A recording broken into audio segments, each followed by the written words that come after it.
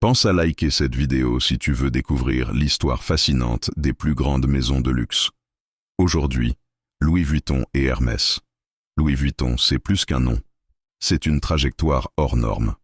En 1835, à seulement 13 ans, Louis quitte son village du Jura après la mort de sa mère et des tensions familiales. Il met 2 ans à rejoindre Paris, à pied, en enchaînant des petits boulots. À 16 ans, il devient apprenti chez un emballeur maletier renommé.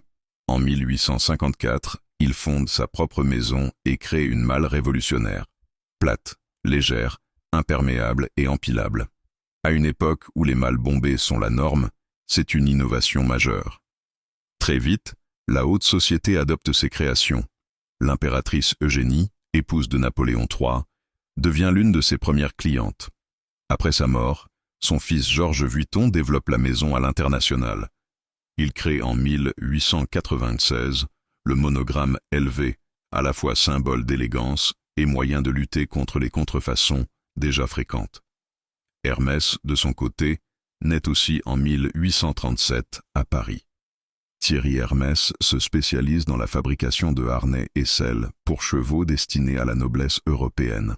La qualité de son cuir et le soin apporté aux détails forgeant rapidement la réputation de la maison. Son petit-fils, Émile Maurice Hermès, marque un tournant dans l'histoire de l'entreprise. Il introduit la fermeture éclair en France et l'utilise pour créer les premiers sacs modernes.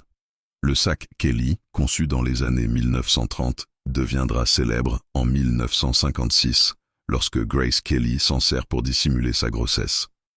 En 1984, un autre sac mythique voit le jour, le Birkin, né d'un échange entre Jane Birkin et Jean-Louis Dumas lors d'un vol Paris-Londres. Louis Vuitton et Hermès incarnent 2 visions du luxe.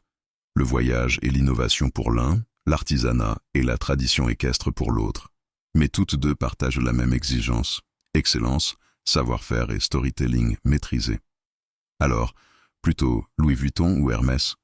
Dis-le en commentaire et abonne-toi pour découvrir d'autres histoires du luxe.